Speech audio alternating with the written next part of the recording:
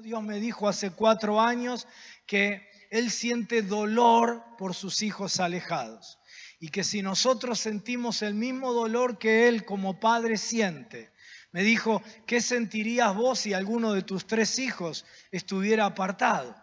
Y Él dijo, yo quiero que mi pueblo sienta el mismo dolor que yo como padre siento y que tengan la carga y que oren y que clamen. Y yo voy a hacer que en los próximos años miles de creyentes apartados vuelvan a la casa del Padre, ¿sí? Y Dios lo ha estado haciendo de una manera impresionante. Desde que tomamos esa palabra, Dios lo está haciendo de una manera impresionante. Quiero contarte un testimonio. Voy a ministrar a la ciudad de Azul y allí suelto esta palabra y predico sobre cómo rescatar a los creyentes apartados. Y el pastor Sabatini, pastor Pablo Sabatini, un pastor joven precioso de la Alianza Cristiana Misionera, a los pocos meses me encuentra en otra reunión, en otro lugar, y me dice, te tengo que contar el testimonio de la versión femenina del hijo pródigo. Y entonces yo le digo, ¿qué me estás diciendo? Me dice, sí, la versión femenina del hijo pródigo. Y entonces me empieza a contar que una líder de alabanza, de adoración de su iglesia, de pronto un día se aparta por distintas razones de la vida y se aleja del Señor y se aleja de la iglesia. Y empieza lo que sucede con todos los creyentes apartados, ¿sí? Algunos más pronto, otros más tarde en el tiempo, pero todos entran en un tobogán descendente. Algunos en su vida moral, otros en su vida familiar, en su vida económica, vocacional, ¿sí? Esta chica empieza rápidamente a desbarrancarse, a punto tal de que se empieza a juntar con un grupo de amigos ahí en la ciudad de Azul y empieza a consumir droga muy pesadamente, se convierte en una adicta muy dependiente, comienza a tener prácticas de lesbianismo y su vida entra en una decadencia total.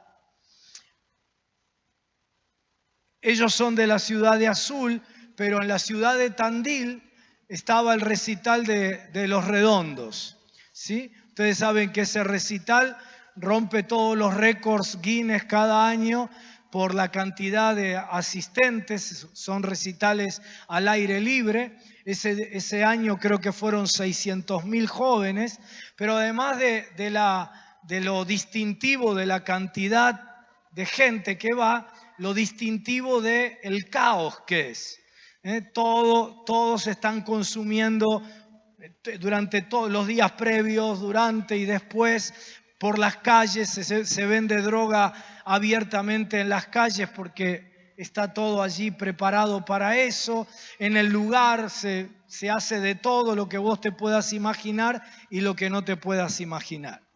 Está allí ella en ese recital, todavía los músicos no habían subido al escenario, ¿sí? Y ya eso era todo un caos, ¿no? Era una hecatombe. De hecho, al año siguiente se hizo en Olavarría y ustedes conocen la historia, varios murieron producto del caos que es ese recital, ¿no? Y ella está allí y está consumiendo a más no poder, está tirada en el piso haciendo cosas que mejor ni explicar. Y en ese mismo instante, mientras está haciendo eso, de pronto se levanta y dice, ¿qué estoy haciendo aquí? Yo no pertenezco a este ambiente. ¿Te acordás la historia del hijo pródigo? Dice que cuando tuvo hambre, estaba allí viendo la comida de los cerdos, reaccionó, dice, volviendo en sí, dijo, ¿qué estoy haciendo aquí cuando en la casa de mi padre hay abundancia de pan? Y ahí retorna. Ella dice, ¿qué estoy haciendo aquí? No pertenezco a este ambiente. Y como puede, a los tumbos, se levanta, va a la estación de micros y se toma un micro y vuelve a la ciudad de Azul. Llega el sábado a la tarde allí, no había reunión en su iglesia, pero estaban los jóvenes ensayando el grupo de adoración y allí se reconcilia con el Señor, se reintegra con el Señor, ¿no? Se reencuentra con el Señor. Te cuento esto porque estoy seguro que vos tenés un familiar que todavía está lejos del Señor.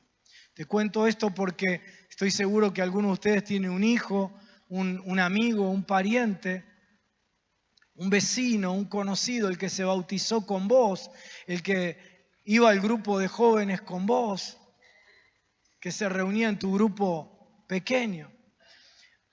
Y quiero contártelo para que no pierdas nunca la esperanza. Pronto van a estar aquí adorando al Señor si vos orás por ellos, si vos se los arrebatás al enemigo. Mira, si hay un lugar donde uno dice, allí el Espíritu Santo no puede tocar a nadie, es un recital de Los Redondos. Sin embargo, allí, en ese lugar, Dios tocó la vida de esta chica. Pero te cuento esto por lo que sigue ahora. Porque yo estoy contando esto después de que el pastor Sabatini me lo cuenta. Al domingo siguiente vuelvo a mi congregación y lo cuento porque siempre estamos orando por los alejados, ¿no? Y lo cuento para animar, como te acabo de animar a vos, a creer que tu familiar, tu amigo, va a volver al camino del Señor.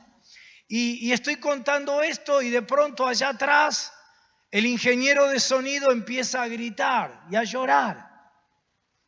Y yo estoy acá adelante, ¿no? Y no estoy lejos y no sé qué le está pasando, pero sigo con el culto. Y cuando termina el culto lo agarro y le digo, Sebastián, ¿qué te pasó? Y me dice, Carlos, yo soy ingeniero de sonido y trabajo para la empresa que le hace el sonido a Los Redondos y todos los recitales de rock en Argentina los hacemos nosotros. Y ese día que vos contás, yo estaba allí. Todavía no habían subido los músicos y eso era un caos impresionante. Así que yo me subí a la plataforma para visualizar de allí lo que era eso, ese espectáculo tan triste. Y dije desde allí, oré y dije, Señor, seguro que aquí hay hijos e hijas tuyos que están lejos de vos. Así que cuando vos contaste el testimonio, Carlos, yo sé que Dios escuchó mi oración. Y dice, y no solo por esa chica, yo estoy seguro que otros fueron tocados por Dios y no conocemos el testimonio. Te lo conté para que no pierdas la esperanza, pero te lo conté para que veas el poder de la oración. Cuando vos clamás, aún en la peor situación como puede estar esta chica, como estaba esta chica, aún en el peor lugar de la tierra, en el peor ambiente, allí el Espíritu Santo no va a resignarse hasta que tu familiar, tu hijo, tu hija, tu esposo, tu vecino, tu compañero de trabajo, tu amigo, vuelva al camino del Señor y vuelva a la casa del Padre. La abundancia de pan no está solo en el Padre, está en la casa del Padre, en la iglesia de Cristo. Por eso no dejes de clamar, no dejes de orar. Y en diciembre pasado Dios me dijo que escribiera este libro y que lo regaláramos, que la gente en la iglesia lo regalara. Y el principio de diciembre lo escribí en una semana para que estuviera para las fiestas, y en las fiestas 1.200 creyentes alejados fueron tocados por este libro. Está aquí, allá atrás y acá la esposa, el pastor Ariel, ¿no? El pastor Ariel hizo algo todavía mejor que lo que nosotros hicimos, y su esposa y la iglesia allí en San Rafael. Acá están los chicos de San Rafael, qué grande. Hicieron algo, ellos compraron el libro para hacer lo mismo de que los creyentes lo den, pero durante 6 meses estuvieron orando, ayunando, orando, ¿sí? Y después me invitaron a la reunión donde invitaban a esa gente, ¿no? Y Dios hizo cosas preciosas, trayendo mucha gente que estaba alejada, ¿no? Y cosas lindas, ¿no? El dueño de uno de los hoteles más importantes de San Rafael fue esa noche allí, ¿sí? Con toda su familia.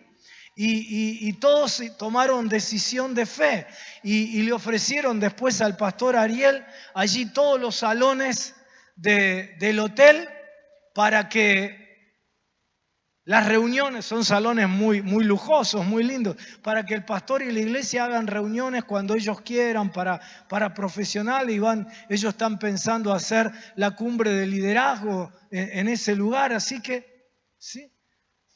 Yo quiero animarte a que clames y que ores por ese creyente apartado, ¿sí? Cerrá tus ojitos ahora, vamos a hacerlo.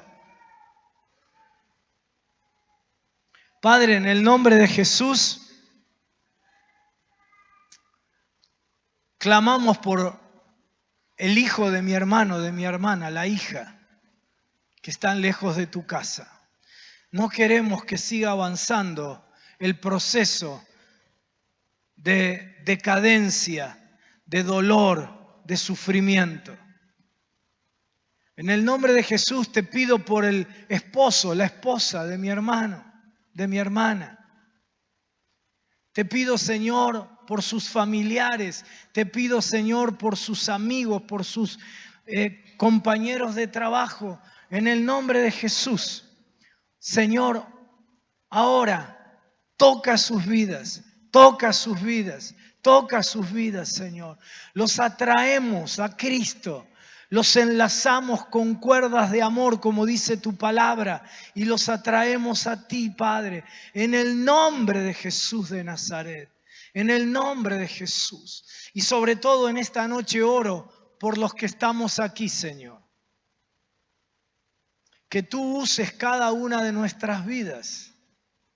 Usa cada una de nuestras vidas para tomar la carga de orar por esa gente y para, Señor, acercarnos a ellos, para, Señor, tocar sus vidas y que pronto podamos ver a cada uno de esos hijos, hijas tuyos, adorando junto a nosotros. Te lo pedimos en el nombre de Jesús.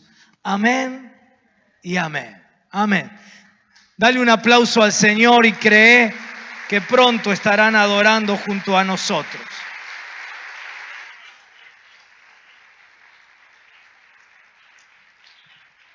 Muy bien, mi propuesta en estos días es que hoy empecemos poniendo un poco de fundamento a nuestra participación dentro de una red, ¿sí?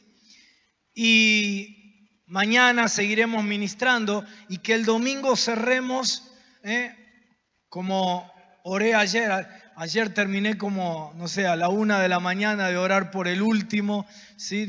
Allí en la iglesia de la Alianza Cristiana Misionera, y hubo un derramamiento poderoso del Espíritu Santo sobre cada vida. Así que mi anhelo es que el domingo podamos cerrar orando uno por todos. Oren para que mi espalda aguante, pero sé que así va a ser porque ese es el propósito de Dios. Así que podamos orar para que haya un renuevo espiritual en tu vida fuerte del Espíritu Santo. Pongamos ahí allí. Llamado y elección, ¿sí? Quiero comenzar llamando tu atención sobre una fuerte recomendación que da el apóstol Pedro. La que sigue, por favor. Dice el apóstol Pedro: por lo cual, hermanos, tanto más procurad hacer firme vuestra vocación y elección, porque haciendo estas cosas jamás caeréis. ¿Sí? Si yo tuviera el carisma que tiene Ezequiel acá, yo les diría, dice procurar hacer firme y no... esto te lo voy a afanar, lo voy a hacer. Procurad hacer firme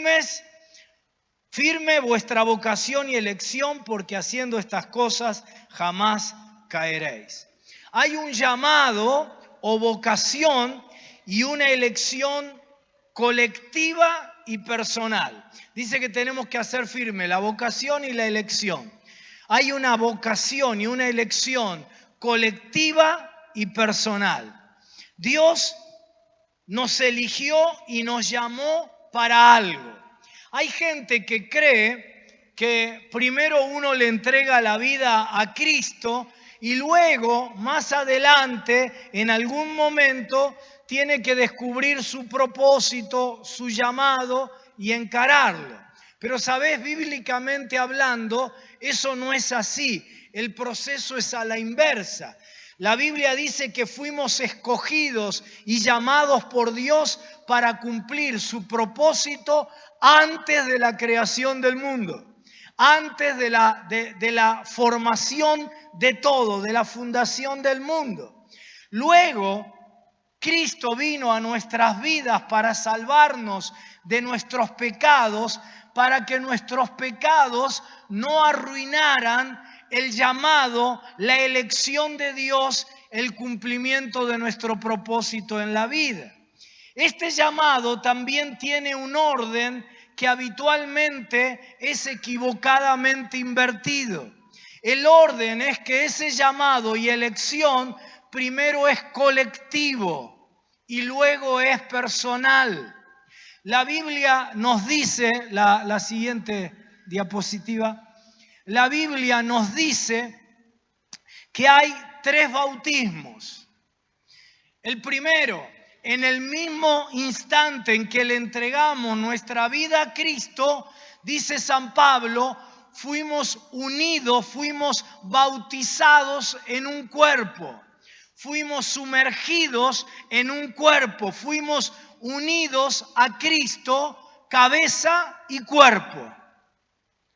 Y San Pablo dice que somos bautizados en ese cuerpo, el cuerpo de Cristo, que es la iglesia. ¿Cuándo ocurrió eso? En el mismo instante que vos le entregaste tu vida a Cristo. Es el primer bautismo, todavía no te bautizaste en agua, pero en ese momento ya fuiste bautizado en el cuerpo. El segundo bautismo es el bautismo en agua y es una confirmación que nosotros, una confirmación pública que nosotros asumimos de nuestro compromiso de seguir a Cristo toda la vida. Como nos comprometemos a seguirlo toda la vida, nos bautizamos allí en agua. Y el tercer bautismo es el bautismo en el Espíritu, que es el empoderamiento del Espíritu para que vos puedas cumplir tu propósito como parte del cuerpo de Cristo. Algunos creen que eso ocurre en el mismo momento que le entregaron su vida a Cristo. Otros buenos hermanos creen que eso ocurre como una segunda experiencia, pero no es de eso lo que quiero hablar. Lo que yo quiero que vos veas es que el primer bautismo es el bautismo en el cuerpo. En ese momento vos estás asumiendo un propósito colectivo antes que el individual. El individualismo satánico de nuestra cultura nos hace creer que yo puedo cumplir mi propósito separado del cuerpo, sin confirmación del cuerpo. Y allí andan un montón de cuentapropistas, de solitarios, de llaneros solitarios que creen que pueden cumplir su propósito en la tierra separados del cuerpo, que yo puedo hacer lo que quiero sin confirmación del cuerpo. De pronto hoy yo siento llamado a trabajar con los niños y dentro de 6 meses se me ocurre que ya no es más y digo, no, pastor, ya no siento más ese llamado, ahora lo mío son los ancianos. Y la gente cree que así funciona.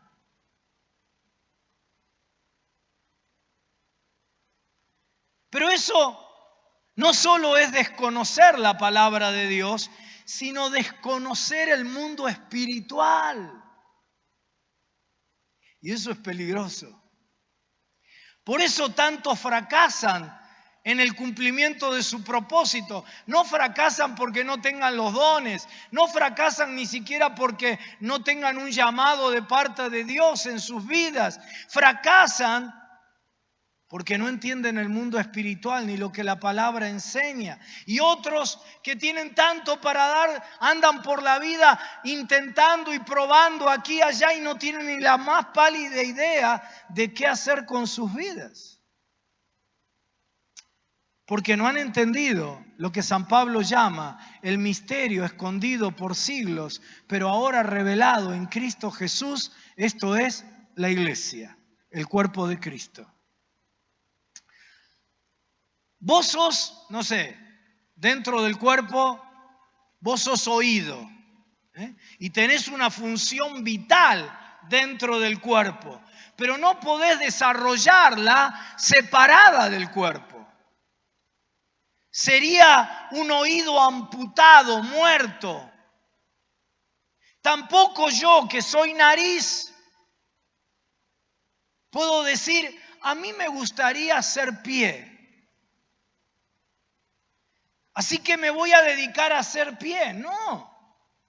La palabra dice que en el cuerpo Dios ha puesto apóstoles, profetas, evangelistas, pastores, maestros. ¿Sabés para qué? No para que saquen chapa y digan yo soy apóstol Braida, yo soy profeta, yo soy... No. ¿Sabés para qué están allí? Para que, dice San Pablo, para perfeccionar al resto del cuerpo, de manera que esos líderes nos ayuden a descubrir nuestro propósito, nos ayuden a confirmarlo, a orientarlo, a desarrollarlo, a concretarlo.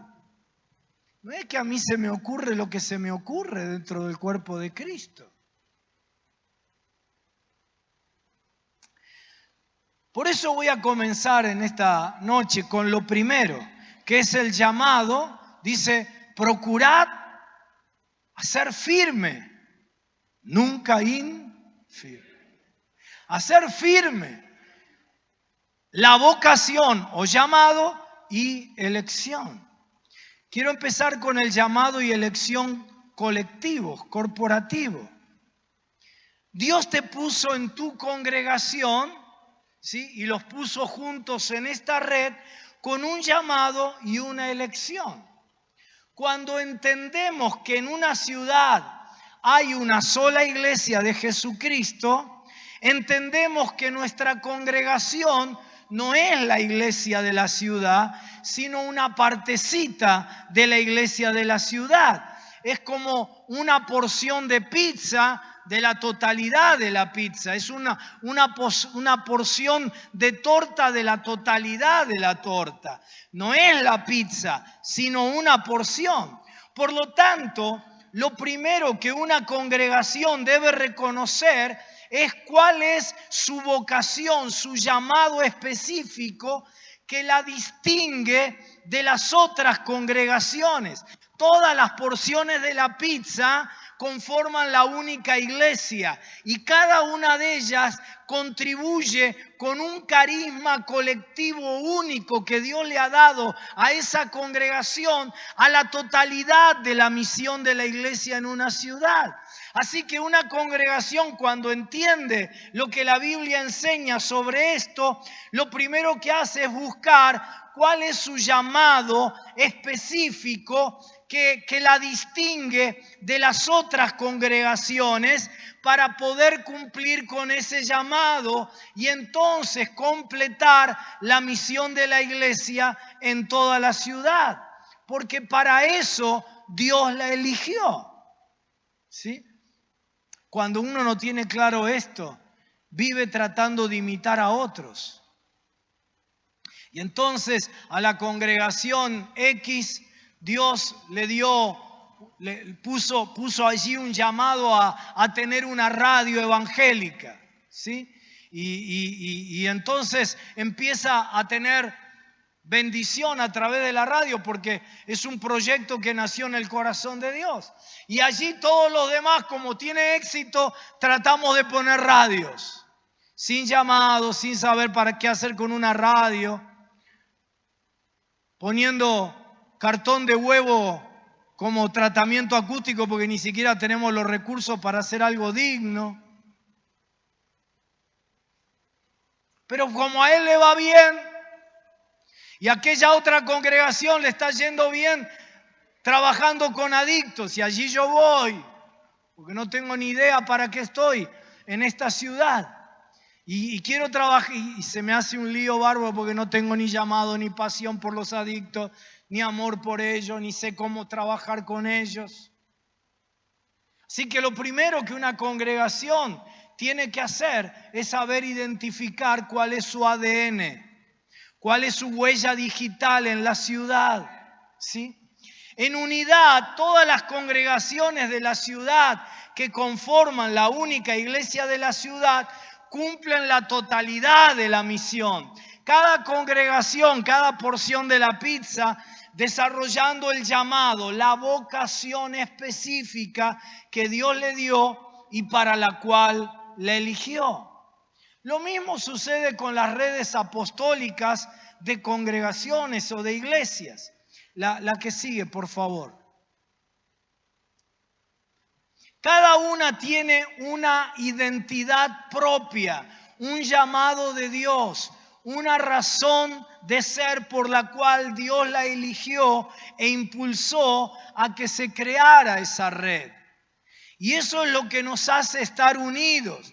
No estamos aquí en este fin de semana unidos solamente porque nos llevamos bien, sino porque compartimos una misma visión a partir de un llamado de Dios singular, de una elección que Dios ha hecho sobre nuestras congregaciones.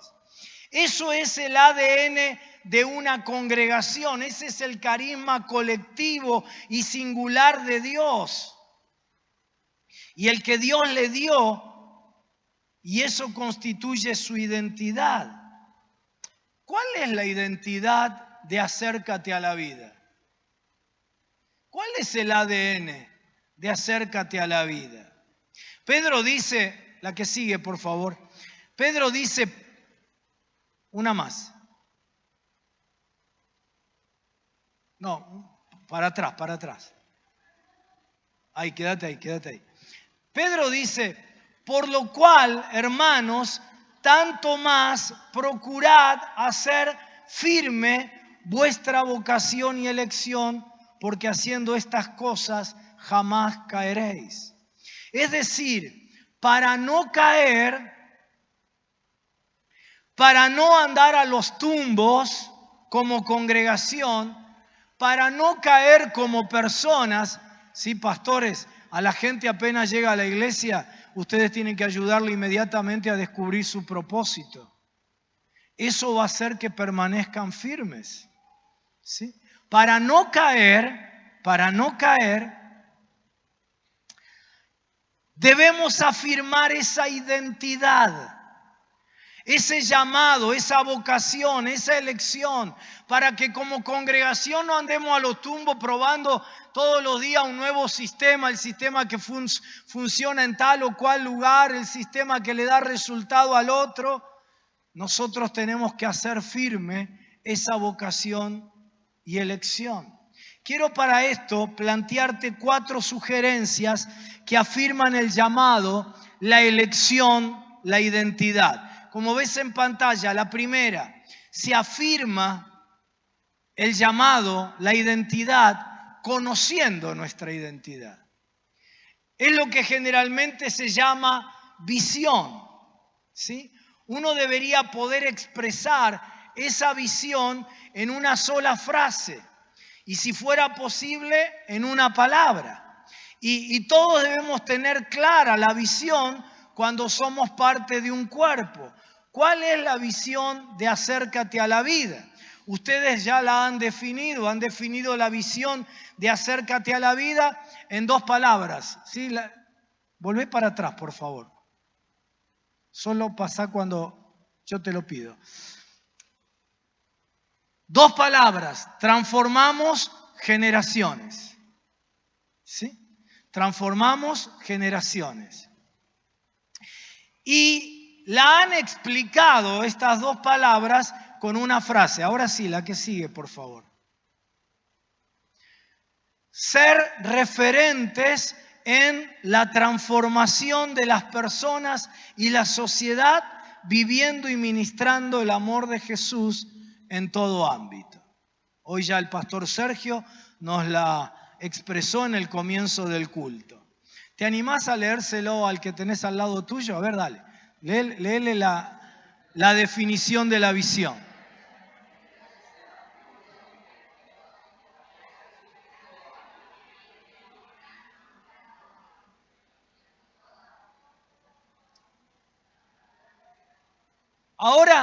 Ahora, así yo me siento y descanso, explícale lo que significa el que está al lado.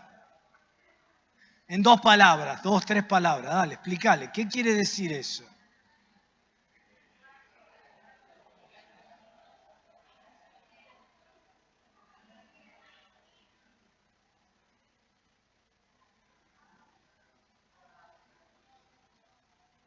Muy bien.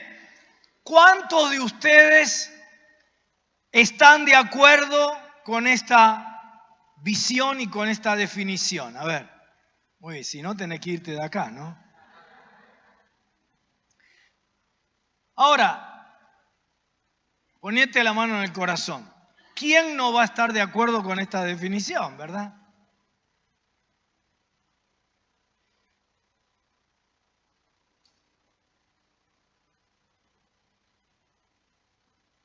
Ahora, si dijimos que cada congregación tiene un ADN distintivo, ¿qué es lo distintivo de esta definición?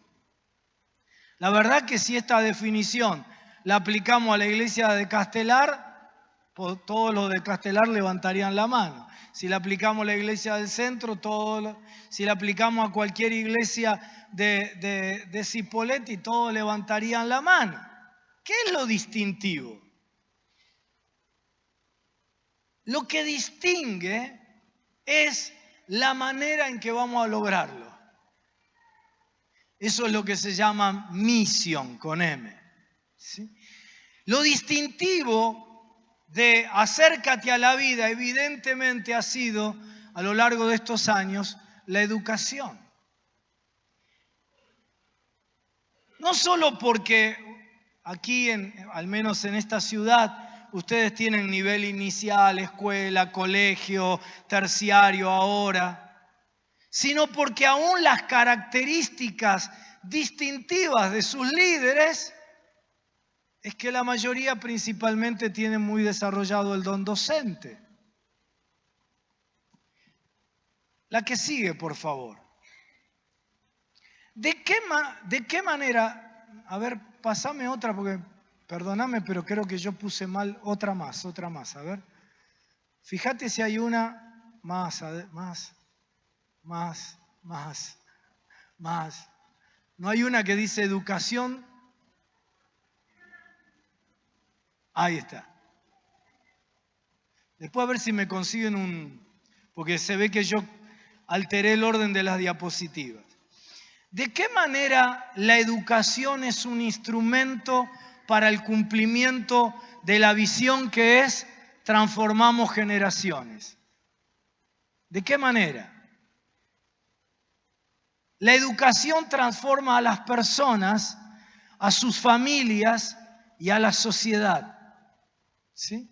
No solo transforma vidas, transforma familias y transforma una sociedad. Y además impacta el presente en los chicos y jóvenes que la reciben, pero impacta el futuro. Allí tenemos un campo de misión impresionante. Podemos pescar en la propia pecera, porque allí tenemos decenas, cientos de alumnos en diferentes edades, de familias, que solitos toman iniciativa y se conectan con la iglesia. Podemos convertirnos en referentes en la ciudad, no solo por presencia educativa, sino por levantar una nueva generación de líderes, de dirigentes para la ciudad a través de la educación. Podemos enseñar y modelarlo con valores bíblicos nuestra sociedad. Al resto de los pastores y de las congregaciones, les quiero decir, no le tengan miedo al tema. Solo evítenlo si no es el llamado de Dios. Pero no le tengan miedo al tema. Si Dios los llama a ser parte de esta red cuya punta de lanza principal, gracias, es la educación, no le tengan miedo. Si esta es la vocación y elección, hay que afirmarla sin temor. Y si no, tal vez tenga que pertenecer yo a otra red con otro énfasis. Me impresiona a Satirio, el pastor Satirio, ¿no? Porque él no tiene estudios. Sin embargo, levantó allí en Cúcuta todos los niveles educativos. Ese hombre que vendía descalzo pan en las playas de Maceió, no quiso ser él, por su falta de oportunidad al no tener educación, no quiso ser el techo para su gente. Hasta aquí pueden llegar porque yo no llegué más. Ese hombre se rodeó de gente que tenía la capacidad de llevar adelante ese proyecto educativo. Hay pastores que le tienen miedo a pesar de que sienten que Dios quiere hacer eso en su congregación porque ellos no estudiaron y creen que el pastor tiene que tener, no sé, un doctorado en educación para tener una escuela. O que el otro que tiene un llamado a levantar gente para el gobierno tiene que tener un doctorado en ciencia política. Y el otro que tiene un llamado a levantar una clínica tiene que ser un médico. No. Lo que tenemos que tener es clara la vocación y elección de Dios para mi congregación, para la red, y luego rodearnos de la gente que Dios nos va a mandar cuando tengamos clara la vocación y la elección para hacer la tarea. Para hacer caso a la exhortación de Pedro de hacer firme nuestra vocación y elección, lo primero es conocer nuestra identidad. Decile al que está a tu lado las dos palabras que definen la identidad de acércate a la vida. Aquí tenés el cartelito allí. Decile al que está a tu lado. ¿Qué es lo que para qué estamos en este mundo?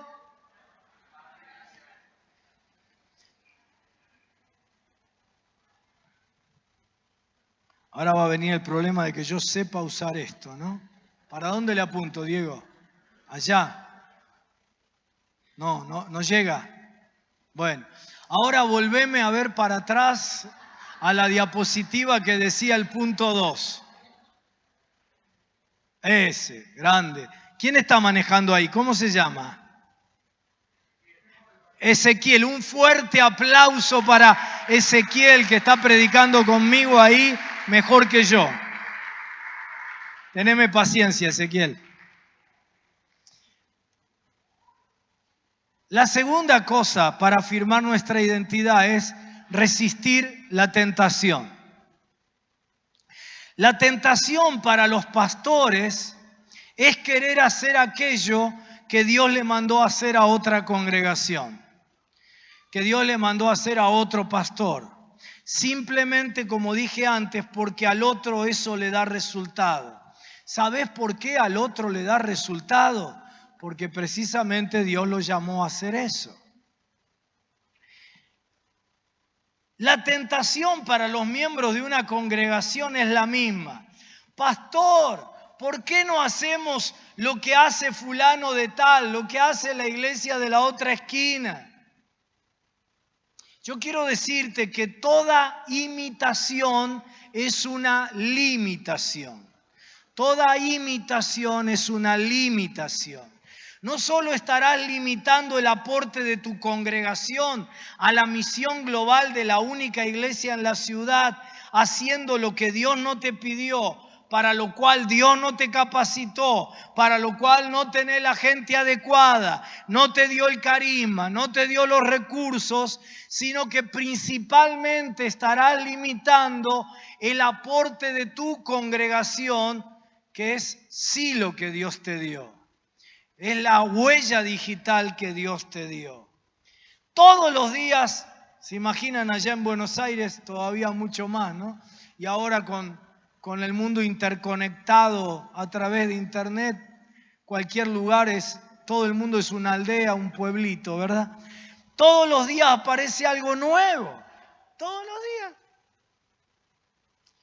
Y todos los días aparecen buenos hermanos que nos quieren hacer subir a sus micros.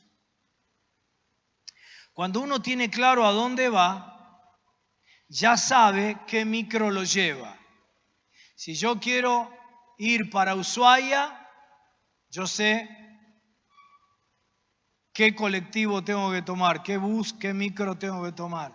Ahora, si yo tomo el que va para Buenos Aires, jamás llegaré a Ushuaia.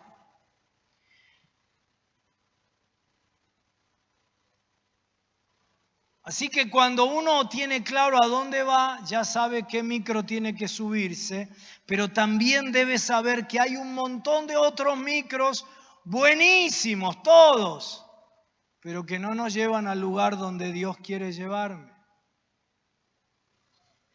Y saben, a mí me encanta cuando tengo que despedir a algún miembro de mi iglesia que está llamado por Dios a otro ministerio que jamás va a poder desarrollar dentro de la nuestra porque no es nuestro ADN. ¿Para qué lo voy a tener ahí sentado, oprimido? ¿Sí? Nunca va a poder desatar su propósito. Resistí a la tentación de las modas. Más en este tiempo. Más en este tiempo. Estuve en Uruguay, ¿no? Hace poquito ministrando. Una congregación, yo estaba ministrando a los pastores de todo Uruguay, pero pasé un ratito a visitar una congregación chiquitita. Y los chicos que estaban ministrando la adoración, todos descalzos por la piba de Bethel. Y ellos creían que la unción en la adoración estaba porque estaban descalzos. La piba de Bethel, una monstruo, ¿no? Una genia. Pero resistí la tentación. ¿Sabés por qué? Porque pronto va a estar de moda usar botas. En este mundo donde los cambios son tan rápidos y tan veloces, la gente no va a entender por qué un día aparece descalzo y el otro día con botas hasta la cintura. Y así con todo. Resistí la tentación de los éxitos ajenos. Resistí la tentación de los colectiveros que te quieren subir a su micro. Son buenísimos. Lo que tenés que hacer cuando detectás que ahí hay algo bueno de Dios, un llamado de Dios, lo que tenés que hacer es bendecirlo, ofrendar. Pero vos subite a tu micro. Porque si no, nunca vas a llegar al lugar donde Dios quiere llevarte. Y yo veo tantas congregaciones que andan así y no saben cuál es su unción, no saben cuál es. La tercera manera de afirmar el llamado y la elección, a ver si encontramos la tercera, Ezequiel, ahí está, se afirma dejando legado a las siguientes generaciones. La definición de transformamos generaciones no es solamente porque en el presente afectamos con la misión de la iglesia a los niños, a los jóvenes, a los adultos, a los ancianos, sino porque lo que hoy hacemos como iglesia definitivamente afecta positivamente o negativamente a las siguientes generaciones. Dios es un Dios multigeneracional. Fíjate si tenemos el versículo que empieza diciendo, así dirás a los hijos de Israel.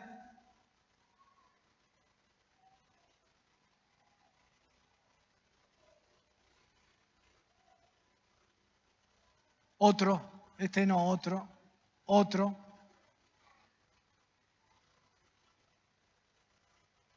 Otro.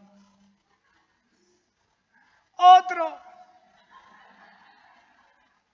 ¿No hay más versículo? Bueno, poneme el anterior. Vamos a sacarlo de ahí. No, el anterior versículo. Otro. Otro. Otro. Ahí está. Muy bien. Muy bien. Dice que cuando Dios lo llama a Moisés en la zarza ardiente, ¿sí? Dice que le dijo a Moisés, así dirás a los hijos de Israel, Jehová, el Dios de vuestros padres, el Dios de Abraham, Dios de Isaac y Dios de Jacob, me ha enviado a vosotros. ¿Sí? Dios es un Dios multigeneracional. Su obrar es multigeneracional. Pero vos ya sabés, porque te lo expliqué en otra oportunidad, todo el obrar de Dios es encarnacional.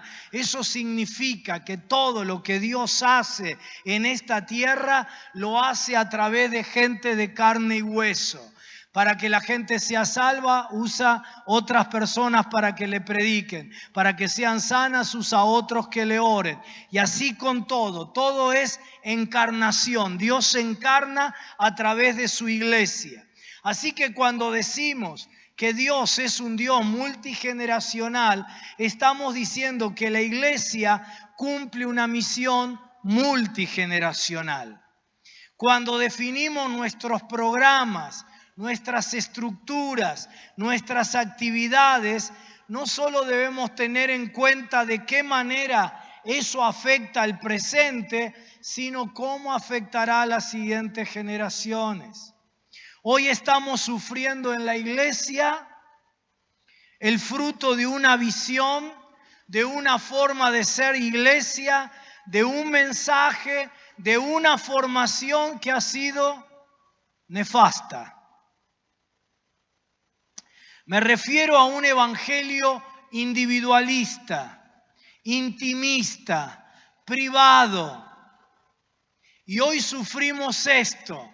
Un 66% de los evangélicos en Argentina creyeron esa mentira, ese evangelio no bíblico, y un 66% de los evangélicos en Argentina no se congrega en ninguna iglesia, porque creen que ellos pueden tener una relación con Dios sin el cuerpo, que pueden tener una relación con la cabeza sin cuerpo.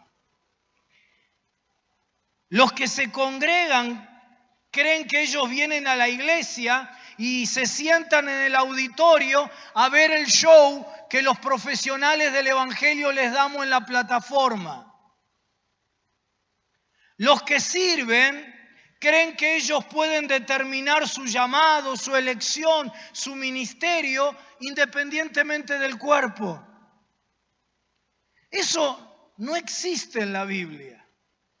Pero la cultura anglosajona, con su poderío imperial, lo ha metido no solo en las iglesias de esos países, de sus propios países, sino que lo ha exportado al mundo.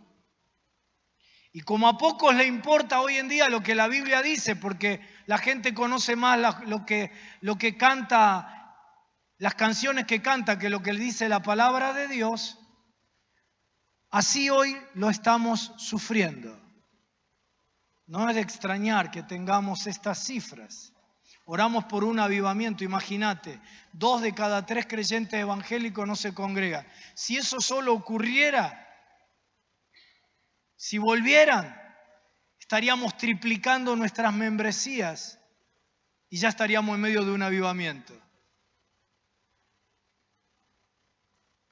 Pero hoy vivimos lo que en el pasado afirmamos. Por eso es importante tener claro lo que afirmamos hoy, porque eso determinará las siguientes generaciones. Muchas de las actividades que hoy la iglesia hace, de lo que privilegia, de lo que valora, no hace falta ser un profeta para darse cuenta que traerá generaciones raquíticamente bíblicas o bíblicamente raquíticas, para decirlo mejor. Que traerá generaciones espiritualmente débiles. Pero nos hicieron creer que eso es lo dinámico, que eso es lo que tiene punch, lo que la gente quiere hoy. Hoy estaba leyendo, ¿no? Yo peleaba, discutía, ¿no? Cuando me decían, mirá que la generación de los millennials tiene poca concentración, así que tenés que hablarle muy cortito, muy dinámico, muy atractivo. Hoy leía que la nueva generación, que ya no son más, los millennials ahora tienen 38 años, ¿sí? Ahora la nueva generación, que son los Z y dentro de los Z, los always, ¿sí? Esos tienen una capacidad de atención mucho más prolongada. Por eso, tened cuidado la tentación de la moda, porque cambia todo todos los días.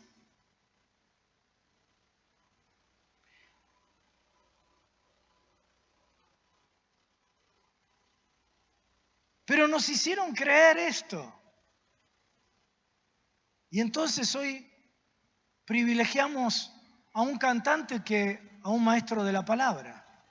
Y entonces vamos a tener generaciones que van a cantar muy lindo, pero que no saben, no tienen los recursos de la palabra para el día lunes. Para el día lunes.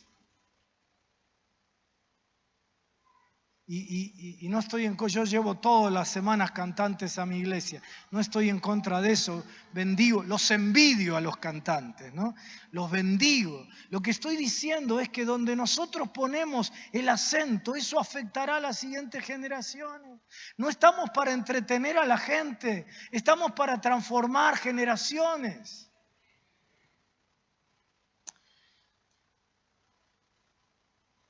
No nos importa muchas veces ni lo que la gente necesita hoy, ni lo que la gente necesitará en las próximas generaciones.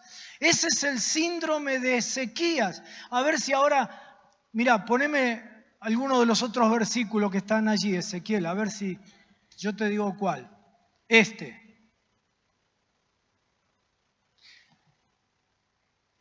Dice, Ezequías, recordarás la historia, se siente seducido a hacer un show, a mostrarle a los babilonios todo lo que había logrado, y a aparentar y a hacer apariencia. Y entonces Dios le arruina el show y le anuncia las consecuencias gravísimas que eso traerá para su reino. Entonces Isaías dijo a Ezequías, escucha este mensaje del Señor. Se acerca el tiempo cuando todo lo que hay en tu palacio, todos los tesoros que tus antepasados han acumulado hasta ahora, será llevado a Babilonia. No quedará nada, dice el Señor. La siguiente diapositiva, a ver, la que empieza con algunos. Ahí está. Algunos de tus hijos serán llevados al destierro. Los harán eunucos que servirán en el palacio del rey Babilonia. Entonces Ezequías, mirá lo que le dijo Ezequías a Isaías. Este mensaje que me has dado de parte del Señor es bueno. Pues el rey pensaba, por lo menos habrá paz y seguridad mientras yo viva. No le importaba nada, les ha anunciado el castigo que sufrirán las siguientes generaciones, pero al tipo no le importa, solo le importa su propio éxito, su propia paz, la seguridad mientras que él viviera. Sus hijos iban a ser castrados, iban a convertirse en eunucos, esclavos en el palacio, y el tipo está contento por la profecía que le dan.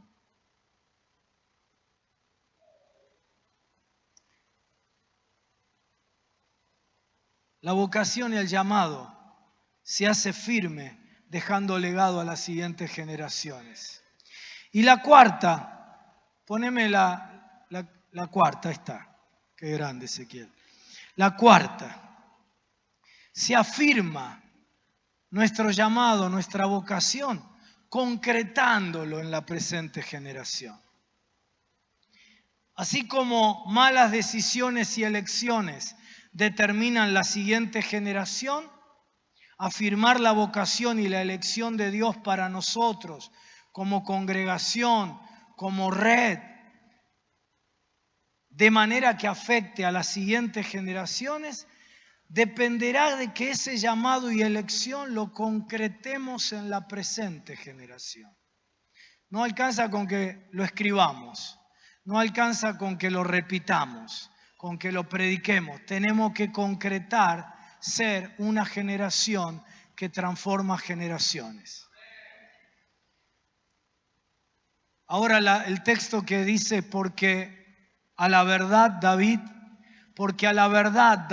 habiendo servido a su propia generación, según la voluntad de Dios, durmió y fue reunido con sus padres y vio corrupción.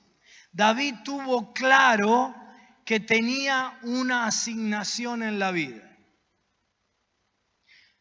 Personal, pero dentro del pueblo de Dios. Y no la esquivó. Cumplió plenamente su llamado, su vocación, su elección, sirviendo a su propia generación. Te pregunto en esta noche, ¿para qué estás vos en esta tierra? Jesús dijo, por esta causa vine al mundo. ¿Por qué causa viniste vos a este mundo? Vos fuiste creado por Dios para cumplir una asignación dentro del llamado de Dios para acércate a la vida. Y no vas a alcanzar plenitud en tu vida a menos que estés haciendo aquello para lo cual fuiste hecho. Te vas a perder la bendición por desechar tu asignación, por no apropiarte de tu propósito. Tal vez alguno de ustedes piense que no puede hacer nada demasiado significativo, importante, que bendiga a la presente generación como lo hizo David y que pueda dejar legado a las siguientes. ¿Sabes? De esa manera pensó Moisés cuando Dios lo llama. Dice que él empezó a poner excusas. Éxodo capítulo 3 y capítulo 4. Le empezó a poner excusas a Dios por las cuales él no era la persona indicada. Él se sentía incapaz, insuficiente. Como dijo Ezequiel, él era también tartamudo. Tanto Ezequiel como yo, los dos éramos tartamudos. ¿Sí? Yo dejé la iglesia cuando era chiquito porque una maestra me hizo bullying porque yo era tartamudo. Lo que no sabían es que nos íbamos a dedicar a la palabra, ¿no, Ezequiel? Y Moisés cree que él es insuficiente, que él no tiene mucho para dar. Y entonces, cuando dice todas esas excusas, Dios se le presenta en el pasaje que ya vimos antes como el Dios multigeneracional. Y en la zarza ardiente le dice, así le dirás a los hijos de Israel, Jehová, el Dios de vuestros padres, el Dios de Abraham, el Dios de Isaac y el Dios de Jacob, me ha enviado a vosotros. ¿Sabés? Frente a tus limitaciones, frente a tus incapacidades, Dios se te presenta como el Dios de Abraham, de Isaac y de Jacob. Hay dos cosas maravillosas en esa declaración con las cuales quiero terminar. La primera es que se presenta como el Dios de Jacob, de Abraham, de Isaac y de Jacob. Digo que esto es llamativo, es maravilloso, porque la declaración no debió haber sido así. La declaración debió haber sido: yo soy el Dios de Abraham, de Isaac y de Esaú. Porque Esaú era el primogénito. Las Escrituras dicen que Esaú era el destinatario de la primogenitura y de la bendición. Él era el heredero de la autoridad en el clan, como para convertirse en el tercer patriarca después de su abuelo Abraham y de su padre Isaac. Y toda la nación derivaría de él, toda la nación surgiría de él. Pero Esaú, ¿sabes lo que hizo? No apreció, no valoró lo que se le había dado, ni cumplió la asignación que se le había encomendado. Esaú nació con la bendición, pero la menospreció. Tenía un propósito, una asignación que debía administrar. Él era el administrador de la bendición para el pueblo, pero Esaú no valoró ni la bendición, no valoró ni honró su primogenitura. Dice que Dios entonces, como consecuencia de eso, amó más a Jacob, pero aborreció a Esaú. Dios te ha dado a vos una asignación. Fuiste elegida, fuiste elegido, llamado, vocacionado, y luego fuiste salvado para hacer algo que Dios ya pensó antes de la creación del mundo. Por favor, que el Señor pueda decir que es el Dios de tu nombre, el Dios de Cecilia, el Dios de José, el Dios de Marcela. Que no tenga que reemplazar tu nombre por el nombre de otro, porque vos no amás la bendición, porque vos no tomás la asignación, no privilegiás aquello para lo cual Dios te hizo. Debió haber sido el Dios de Abraham, de Isaac y de Esaú, pero Dios tuvo que cambiar su nombre y llamarse el Dios de Abraham, de Isaac y de Jacob. Que Dios pueda poner tu nombre y decir que vos tomaste la bendición, la valoraste y con ella la asignación, que es administrar la bendición que Dios te da. Tal vez vos digas: mi problema, Carlos, no es que crea que no tengo capacidad. Mi problema es que tengo sub-y-bajas espirituales, altibajos. Bueno, yo quiero decirte que si leíste el pasaje con el que empezamos, dice: para no caer tenés que hacer firme tu vocación y tu elección. Pero además hay una segunda cosa que me impacta de esta declaración de Dios a Moisés. Cuando Dios le dice: yo soy el Dios de Abraham, de Isaac y de Jacob. Cuando dice soy el Dios de Jacob, usa el antiguo nombre. Porque, ¿te acordás la historia? Dios le cambió el nombre y en lugar de llamarse Jacob, se llamaría Israel. Pero usa el antiguo nombre, el que expresaba su antigua personalidad, su personalidad de tramposo, de manipulador, de quien lucha siempre contra Dios, de quien no se rinde a su voluntad, sino que vive queriendo hacer la suya. Y finalmente Dios lucha con él y lo vence y le cambia el nombre por el de Israel. Así que ahora, varios siglos después de la muerte de Jacob, de Israel, Dios le dice a Moisés: cuando te pregunte el pueblo quién te manda, parate y deciles: me manda el Dios de Abraham, de Isaac y debería decir Israel.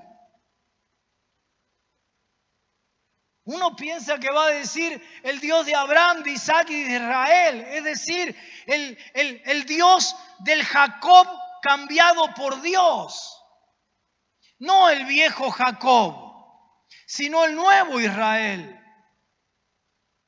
Si vos o yo fuéramos Dios, seguramente quisiéramos darnos a conocer a un pueblo que pretendemos que nos siga, estoy seguro que vos y yo elegiríamos llamarnos el Dios de Israel, el Dios que cambia las vidas, el Dios que transforma al tramposo en un líder maravilloso, el Dios de lo bueno de la gente.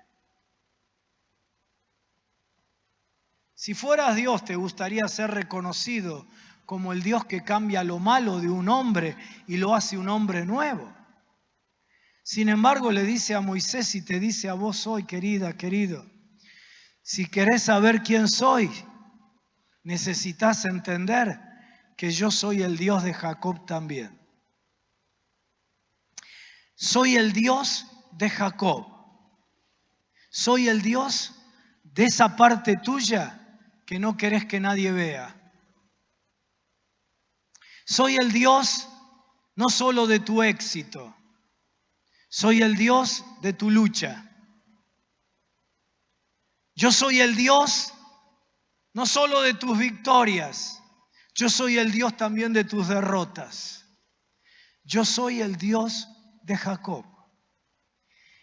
El Dios de Jacob está en este lugar, en esta noche, y está aquí para decirte que te pares y le digas a tus derrotas, le digas a tus fracasos, le digas a tus luchas, a los que hasta ahora han sido tus idas y vueltas, tus subidas y bajadas, yo ahora vengo en el nombre del Dios de Jacob, porque Jesús no me desecha por mis luchas, no me desecha por mis derrotas, no me desecha por mis frustraciones ni mis fracasos, no me desecha por mis malos momentos ni mis bajadas. Y esto, que quede claro, no es seguir justificándonos, sino es saber que el Señor solo rechaza a los Esaú, no a los Jacob. Solo rechaza a los que desprecian la bendición de Él, a los que rechazan la asignación que Dios les ha dado, a los que prefieren cualquier otra cosa que la primogenitura de ser llamados y elegidos por Dios para cumplir un propósito, a los que se quedan infirmes en la rebeldía. Pero en esta noche quiero decirte que me manda el Dios de la nueva oportunidad. El Dios que quiere usar tu vida para cumplir tu propósito, tu vocación, tu elección, dentro de la vocación y elección del cuerpo, que es esta red y que es tu propia congregación. No me manda el Dios de la segunda oportunidad para que vos sigas en la derrota, para que sigas en el pecado que te ata, para que vos sigas. Jacob no siguió siendo el tramposo. Jacob fue Israel. Pero me manda para decirte que Él no se da vencido, se da por vencido en tu vida. Que Él no se resigna a que vos no seas un instrumento poderoso en sus manos dentro de tu congregación. Que Él no se resigna a que vos, pastor, no seas un siervo de Dios que marca un antes y un después en tu ciudad, haciendo aquello para lo cual Dios vocacionó tu vida y vocacionó la de tu congregación. Que Él no se resigna hasta no verte transformado en Israel. Porque ¿sabés lo que va a ocurrir si vos sos Israel? Dentro de algunas generaciones, Dios va a levantar un Moisés y le va a decir, cuando el pueblo te pregunte quién te manda, le vas a decir, me manda el Dios de Abraham, de Isaac y de Jacob. El Dios con tu nombre. Lo que hoy hagas, tu compromiso con tu primogenitura, tu amor y valor hacia la bendición, tu compromiso con tu asignación hará que tus hijos, tus nietos, hasta la tercera y cuarta generación, impacten su realidad en su tiempo porque ellos vendrán en nombre del Dios que fue tu Dios.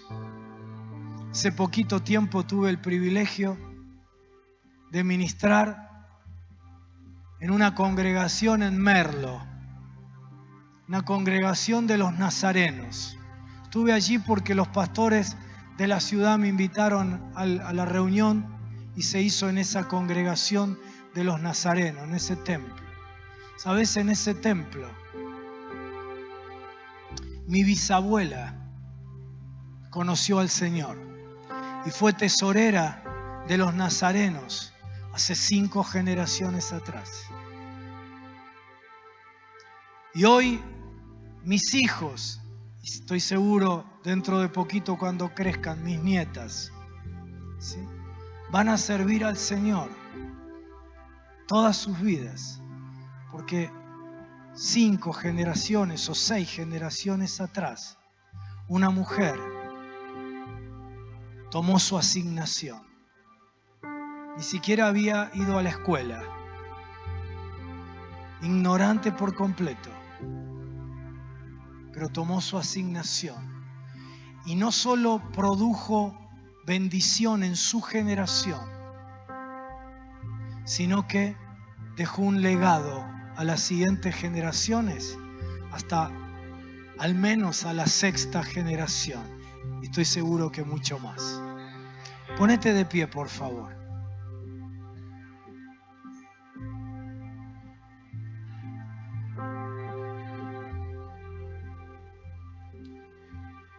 Dice Pedro, procuren hacer firme vuestra vocación y elección.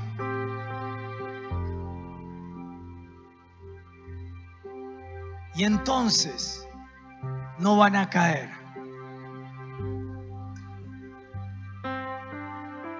Se afirma el llamado y la elección de Dios, teniendo clara cuál es nuestra identidad. Transformamos generaciones. Para eso estamos en este mundo. Se hace firme nuestra identidad, nuestro llamamiento, nuestra elección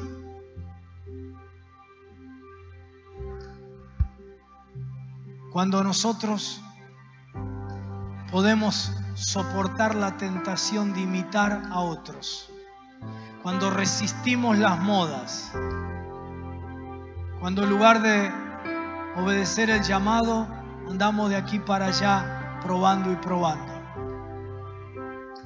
Se afirma nuestra vocación y nuestro llamado cuando sabemos que lo que hacemos hoy va a repercutir en las siguientes generaciones. Que el modelo de iglesia, que el mensaje que proclamamos, que la manera que formamos a la gente, que lo que privilegiamos como nuestros héroes en la iglesia, eso será lo que determinará la cultura y el mensaje que se transmitirá a las siguientes generaciones. Y se afirma cuando concretamos en el presente, en la presente generación, el llamado de Dios. Eso lo hacemos juntos y para eso cada uno de nosotros tiene que hacer firme su vocación y su elección para no caer.